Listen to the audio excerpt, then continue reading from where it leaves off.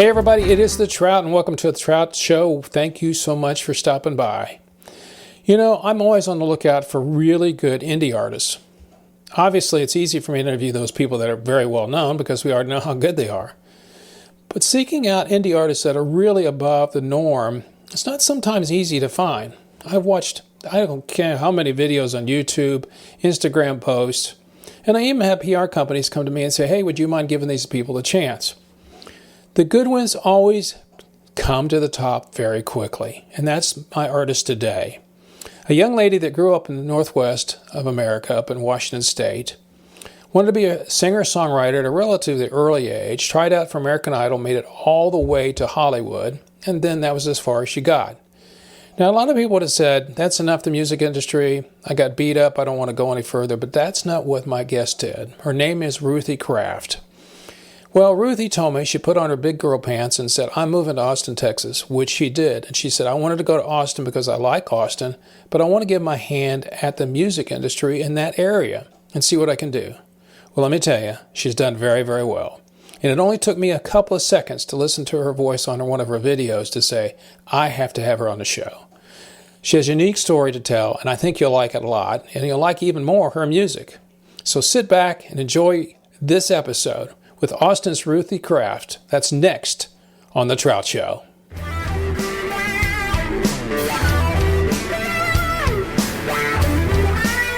When did you start deciding that you were singing? And you mentioned earlier you maybe started a little early, but when did you realize that you thought, I think music is kind of the thing that I want to do?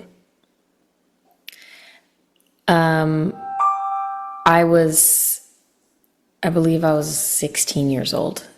Between the ages of like 16 and 18 were really, really important for me. I met music friends for the first time ever because I was from a small town and I was homeschooled, and like I kind of just had my bubble of church friends and homeschool friends. And so when I went to community college, I met some musicians. Now, is this out west or here in Texas? This is in Tacoma, Washington. Okay, Tacoma, okay. Yeah. And I made friends with these guys, and they were just jamming outside at the library at the community college. And I was like, can I sing with you guys? And they're like, sure. And we became best friends eventually. And that was my first band. And they taught me everything I know. I still have the ukulele that one of them gave me, Andrew. And they taught me like pretty much everything I needed to know about getting started in music and how to write songs. They taught me how to write songs, like everything. And then after that, I was taking classes at community college, and then I was like, oh man, this has got me good. So I told my parents, I was like, hey, we have to talk. I'm not going to continue on. I'm not going to sign up for another semester because I was planning on being a radiology tech. And my mom looks at me like, is this a joke? And my dad's like, you know what I mean? All the parents go through that, yeah. Yes, yeah. And so my dad, they're like, okay, you know, we went back and forth a little bit, and I was like, I'm going to be a singer, and they're like, Jesus Christ, seriously? and they're like, okay, fine, but you got to work while you're living under our roof if you're not going to school. So I'm like, all right, deal. So, and then I've been chasing it ever since. I don't know what the heck I was doing. I was just doing like open mics and like writing really stupid songs on my ukulele. But that's how you get started. That's how I got started. I mean, that's how you can't, it's like anybody, any skill takes a while to develop. But you have to be so bad before you're good. That's true. Yeah. But also you have to be given, I say this, you have to be given a talent. Yeah. I think anybody can learn how to write a song. You know, it's how to write a song that is good, or, you know, and making sure that it's something that you're comfortable with. And also the fact is, and you know this already because you put out several things already, you get better every time you do it. Yeah. And, you know, you started in, okay, so you're out in Washington State, but then you guys moved. I guess your parents moved, or somebody moved to Austin, or you moved. How did you end up in Texas? I moved to Austin alone. Okay. I didn't know anybody here. I just had been here once before during a road trip in 2018, and I was like, this place is dope. I think one day, maybe, it was as a pipe dream, maybe I'll live here. And when the pandemic happened in Seattle, it was really rough and it was very, very locked down. And all of my gigs were being canceled and postponed. And I kind of just didn't have a life anymore. And I was like, all right, well, it's been like a year, more than a year. I think I need to do something else now. And I heard that Austin was pretty open and the people were playing shows down here. So all I wanted to do was just play shows. And I was like, well, Austin is live music capital. Everybody's playing shows down here. I had considered going to LA or Nashville, but LA was more locked down than Seattle, and Nashville, it rains too much. And I was trying to escape the rain. So Austin it was. I always just kind of had a special place in my heart for this city. And I'm sure glad I came, because I hit the ground running, and it was like the community was so welcoming to me, and I made friends. We're really Texans. quickly. What are you going to do? We're Texans. I know, it's just freaking awesome. I hadn't been to Texas until 2018, and I was just like, yo, this place is crazy. Everybody's so nice and different. It's a different culture. It's not like the South. It's Texas. It's different than the other South. Because I lived in North Carolina for 2 years. Yeah, that's South. A totally different vibe. Yeah, that's different. Yeah, that's South. Yeah. Yeah. Anyway, I love it. And you've proved the thing I say to people all the time is people that succeed always take a chance somewhere along the line. And it's not, and I say it's not like getting in your car driving 160 miles an hour. It's something that you do that's completely different. In other words, Mom, Dad, love you, I'm leaving. Where are you going? I'm going to Austin. And here's the conversation I hear it. Well, what are you going to do when you get there? I don't know. I'll find something. How did you know? That's exactly what it sounded like. I don't know, man. I'll figure it out. Oh, come on. Stay here. We'll promise you something that will make it worthwhile. And you're like, no, I got to go. Yeah. And then you go, and here you are, in a budding career. I just finished up, it went up yesterday, of a performer that lived in New York State that has a degree in upright bass. And he decided to move all places. He moved to Hawaii. And I said, why did you move to Hawaii? And he says, it's going to sound childish, but I always want to live on an island. Oh, he was there, and I'm sure the same conversation. He was doing well in New York, upper state, had people and friends in New York City, had a band, doing well. And I'm sure people said, what are you doing? Same conversation you had. People are like, well, and your friends are like, why are you moving to Austin? We're going to miss you. Yeah, well, I got a life to go. I'm sorry, I love you, but I got to go. Yeah. He was there 1 week when he got his first gig. Me too. I got my first gig at one of the. So tell me about it. Clubs down here. So how did that happen? It's so funny. I went to a jam, an open jam down on 6th Street, and met some people. I don't know. I guess somebody met me, and I hadn't remembered even meeting this person there. They saw me sing, followed me on Instagram, and then hit me up, and they're like, hey, we had a band drop out at Swan Dive. Do you want to fill the bill? And I ended up headlining that show, essentially. And I had just gotten to Austin, and I was like, yeah, let me just throw together my band real quick.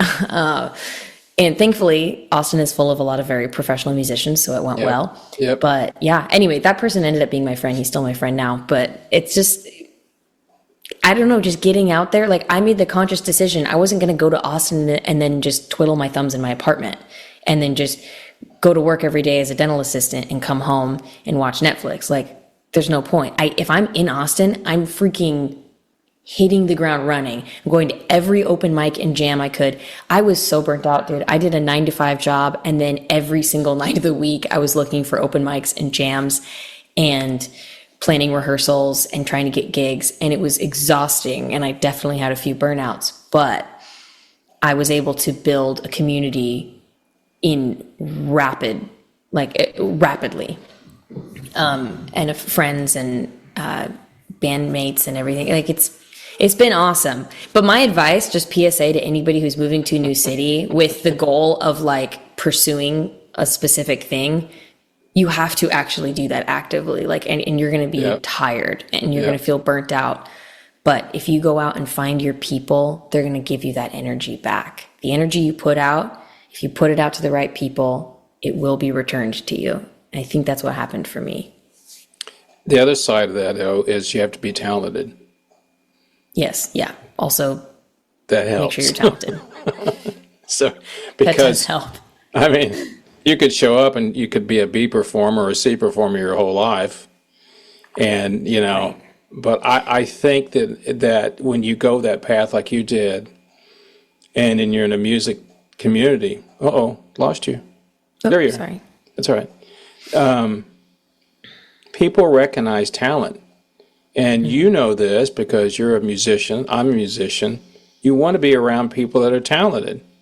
Mm-hmm. You want to be around that. So when you showed up and you started saying, first off, you didn't say no. It could have been easily you would have said, "Oh man, I just got here," and yada yada, but you didn't. Mm-hmm. And then when you walk up there on stage, I'm sure it went like that when you got up there, because that's usually what happens when you perform. It's like, "Are we done already?" Yeah. I'm sure your mind went like, "I'm singing in Austin. I just got here. What the hell is this all about?" That's exactly what it felt like. Yeah. And after that, you realized, I think I made the right decision. Right? Yeah, you took the words right out of my mouth. There were so many things, including that show, that just happened in rapid succession where it was like, I don't think I've ever experienced anything like that in my life. So many green lights, so many yeses, so much encouragement. It was really a magical period. Mm. And it's hard because when eventually that fades, and it did begin to fade. Sure it does. And then you're starting to wonder, like, well, is it not the right place anymore? And then I started to get really freaked out. Like, am I supposed to move again?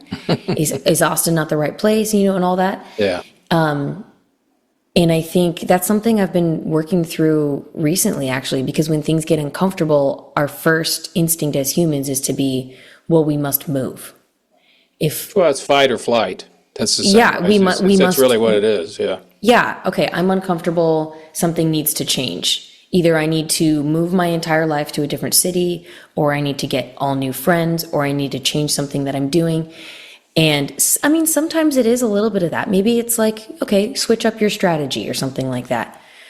But I do think a lot of that is fear talking. And that's something I have to deal with constantly. Like, oh, what if you have FOMO? Like, I could be missing out on so much in LA or Nashville or blah, blah, blah. But then I forget to look around at my life here. My life is going pretty well here, Yeah. And my career is like, it has legs now, finally, for the first time ever. And if I were to leave all that behind right now, I think that would be a fear-based you'd be starting decision. again in another city. You'd be doing the same thing. In a year from that, you'd be going like, do I need to move again? No, I think that you have to have a good home base. You got to have that where you can come home to your bird, or in your case, or in my case, my dogs. And I admire people that, I couldn't do it, that are on tour all the time. I mean, because there's no records sold anymore, they have to be on tour. So, and I interviewed a guy, I was just talking to my friend when you jumped on here, and he said, was this a phone interview? And I go, I've only done one phone interview. They're always on Zoom.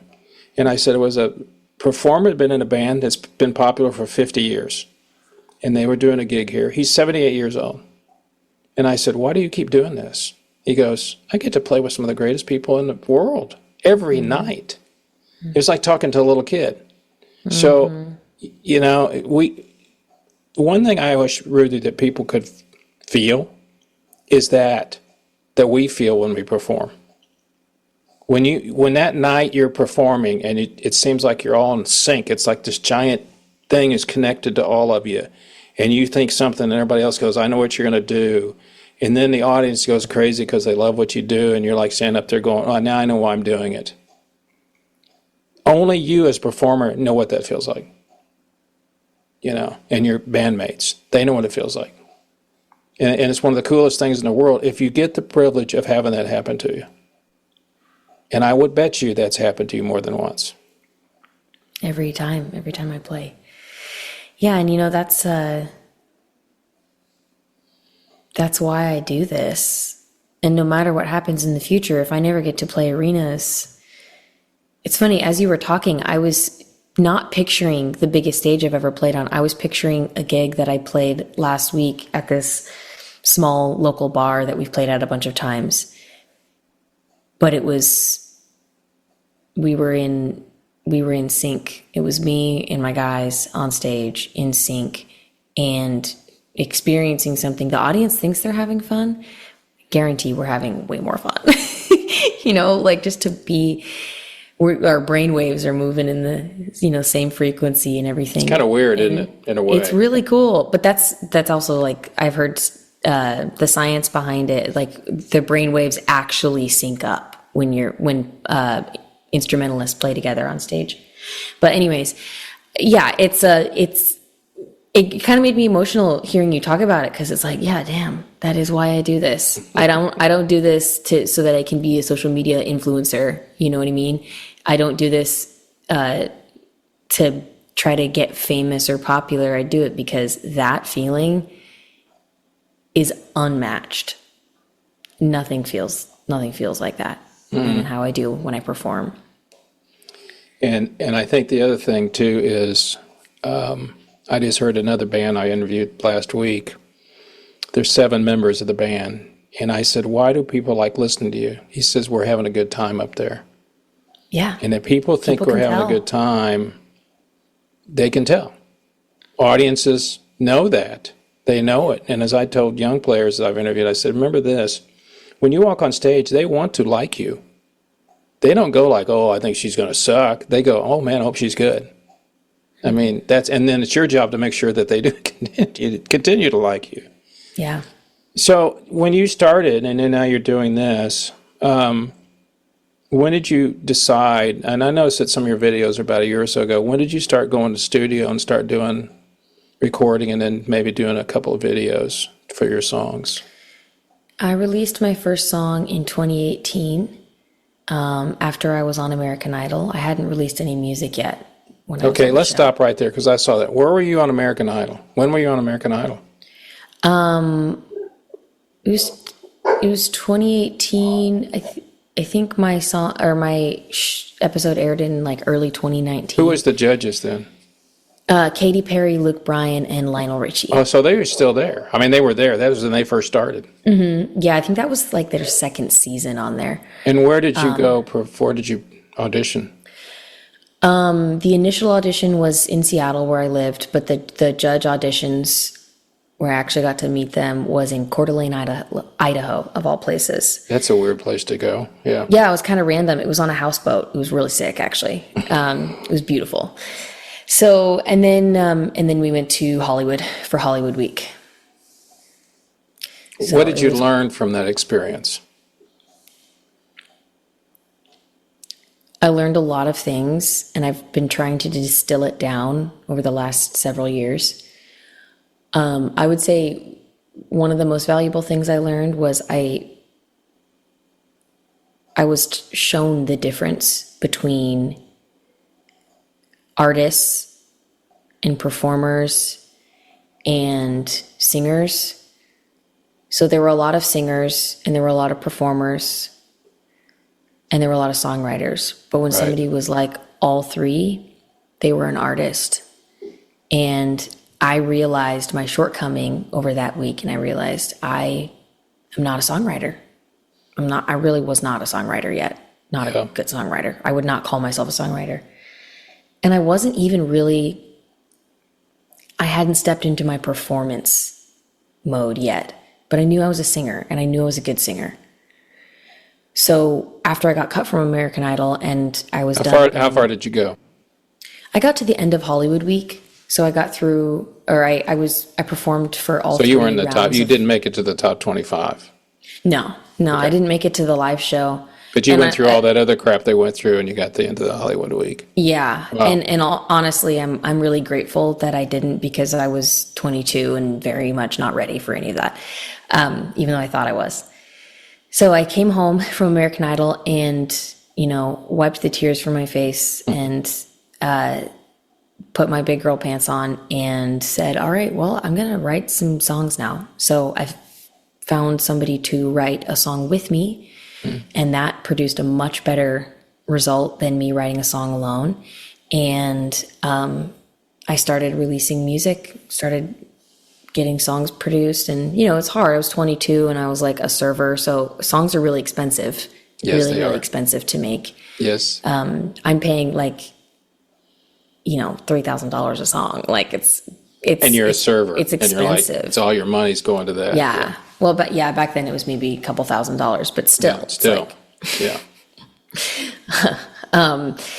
So I did my best, but that's something I learned. I learned how to be a songwriter and like a real artist, because I was so inspired by some of the people on that show that I'm still buddies with to this day.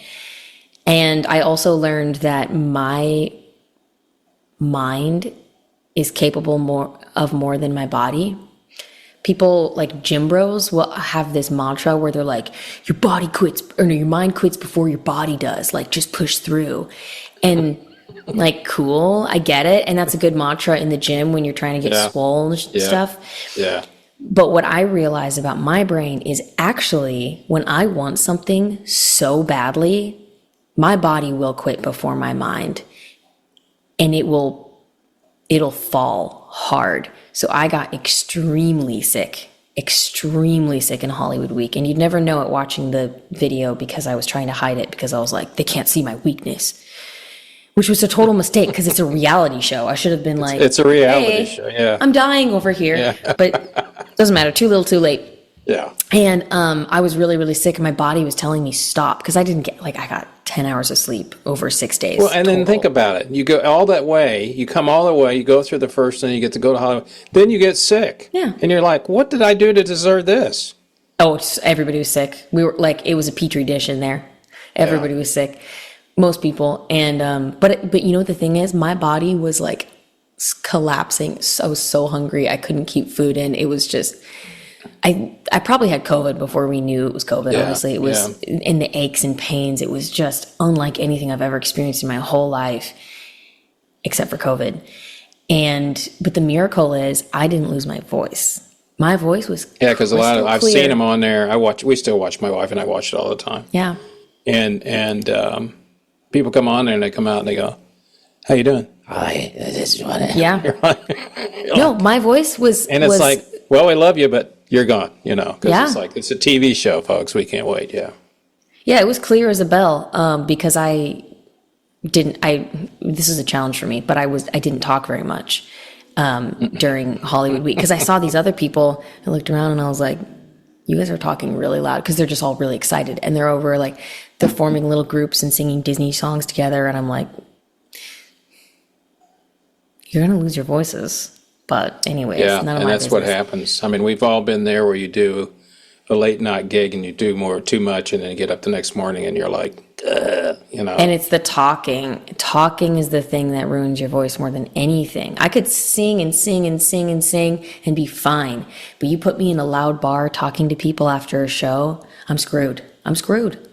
So anyways, I learned a lot about basically, I'm sorry, diverting, but essentially I learned a lot about myself and how much I'm capable of. And the fact that literally nothing I do now could be as hard as what I did in Hollywood Week. Like the fact I can push through, I'm capable of more than I think. And, it was an opportunity to really kind of level up, because I was just a 22-year-old kid. I had just gotten out of a divorce and from like an abusive marriage, and I was a very, very fragile person. And so to be able to go to Hollywood Week and prove to myself that, you know what, damn it, I'm not fragile, and I can push through, and I can do things, and I can accomplish things. That was huge for me. I would assume two things happen to you. One is when you get there and you see what it's really like in the real world of a big multi-million-dollar production deal. And people like Luke Bryan and Katy Perry and Lionel Richie walk on, and they just exude this star stuff that comes out of them. They just exude it. They don't have to try at it. It's there. It just shows up on them. And then you see all these people running around behind the scenes and doing all this stuff, and it's like, let's go. I'm moving, So you saw that, and you could probably say to yourself, I don't know whether I like this or not, but I think I want to be like those guys out there, you know.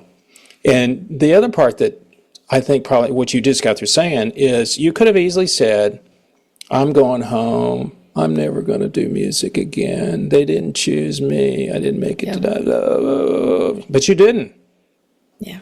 You said, I wanted to. Screw those people. I'm sure you did. Who wouldn't? Because, you know, I love it when my favorite thing is when they come, what do you feel about winning American Idol? This is what I wanted my whole life. You're 15. You know, your whole life hasn't your been that whole long. life. Okay, when you're 50, you can say that. When you're 20 or 18, your whole life? No. So after you got back and you said, okay, I'm going to put my big girl panties on, I'm going to do what I got to do. Were you weren't in Austin though, were you? You were still living out west? Yeah, I was still living in small town Washington State. Yeah. And then you said to yourself, I don't need any of this. You got the part where you said earlier. Then you get to Austin. Now you're in Austin. You started making, how long have you been living in Austin now? 3 years exactly. Okay. What is your goal now? And I have to tell you this. I admire the fact that you didn't say what so many people do. I want to play in 15,000 person arenas. I got my sights set on making $1 gazillion. I got 4 Grammys I need to get. I want to walk down the people with Katy Perry goes, hey, Ruthie, how you doing? You know, you don't have that because you're a musician. And I really believe if you believe in what you're doing, you'll make it in a different path. So where are you what's your goals now?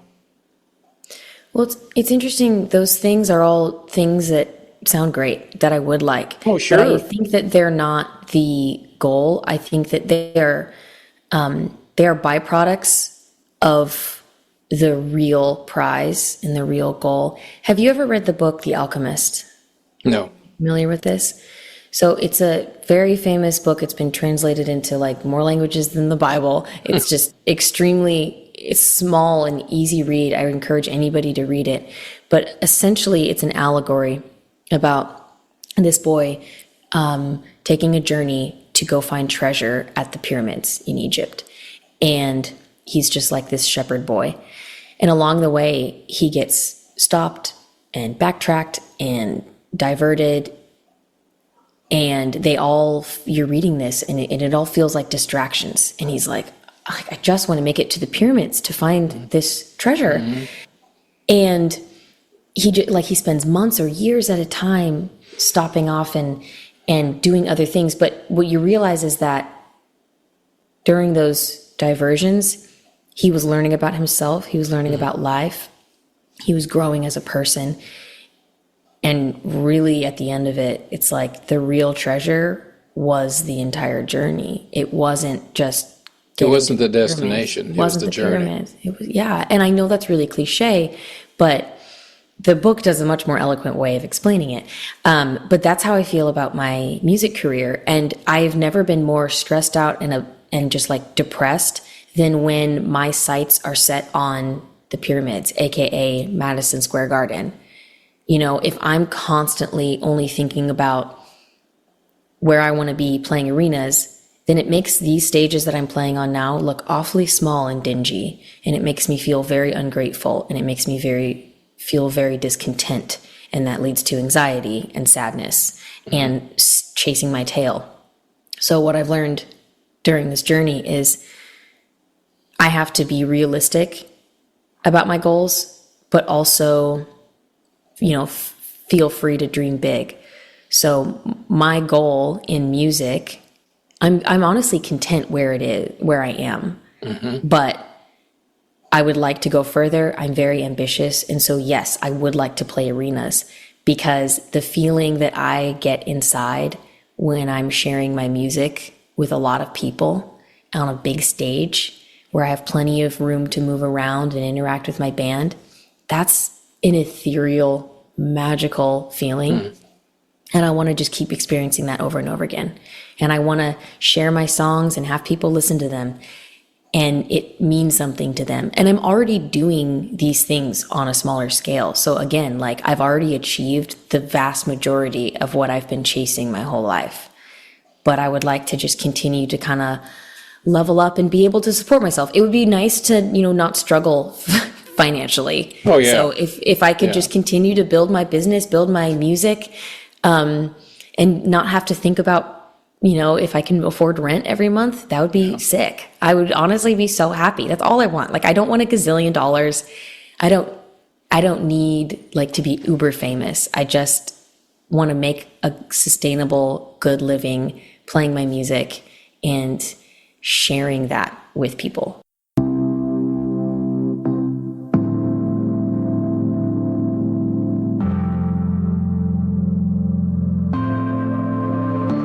Isn't she lovely? Isn't she sweet? Is she somebody or is she just your treat? Isn't she lovely? Oh, isn't she? You like how she's singing, you laugh at her jokes, almost like you had seen all this before. Isn't she lovely? Oh, isn't she?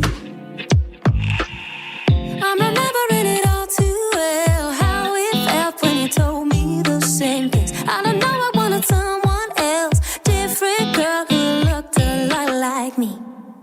Like a little kid looking around in a candy store, picking your favorite till it's not your favorite anymore. Never making up your mind, wasting everybody's time.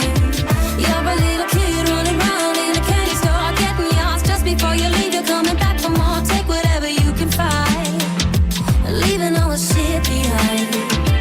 You're a little kid just running around, running around. You're a little kid just running. You're a little kid just running around, running around. You're a little kid just running. Wasn't I lovely? Wasn't I sweet? Was I an ending or was I the means? You only want her, 'cause you can't have me. I'm remembering it all too well, how it felt when you told me the same things. I don't know, I wanted someone else, different girl who looked a lot like me. Like a little kid looking around in a candy store, picking your favorite till it's not your favorite anymore. Never making up your mind, wasting everybody's time. You're a little kid running around in a candy store, getting yours just before you leave. You're coming back for more, take whatever you can find, leaving all the shit behind. You're a little kid just running around, running around. You're a little kid just running. You're a little kid just running around, running around. You're a little kid just running.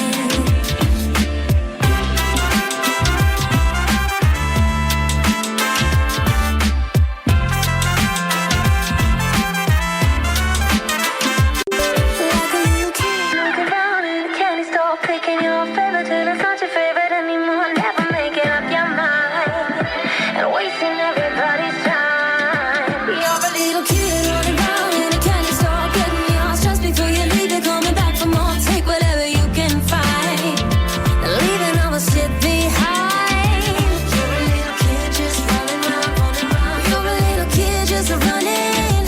You're a little kid just running around, running around. You're a little kid just running. You're a little kid just running around, running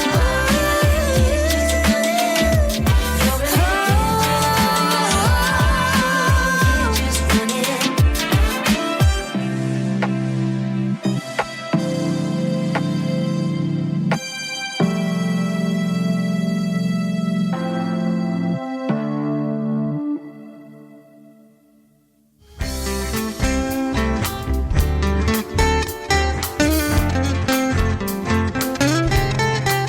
Well, that's it for this episode of The Shroud Show. Thank you so much for tuning in. We appreciate it very, very much. A very big special thank you to Miss Ruthie Craft for coming on and talking about her musical journey. And if you'd like to know more about Ruthie, you could go to her website to find everything you need to know. Ruthie Craft, Ruthiecraft.com, RuthieCraft.com. Everything's there. And to find out more about The Trout Show, all you got to go to our website, thetroutshow.com. Everything's there, including all the other episodes as far as podcast and YouTube and upcoming music. So until next time, people, you know what I always say. It's only rock and roll. But I love it. See ya.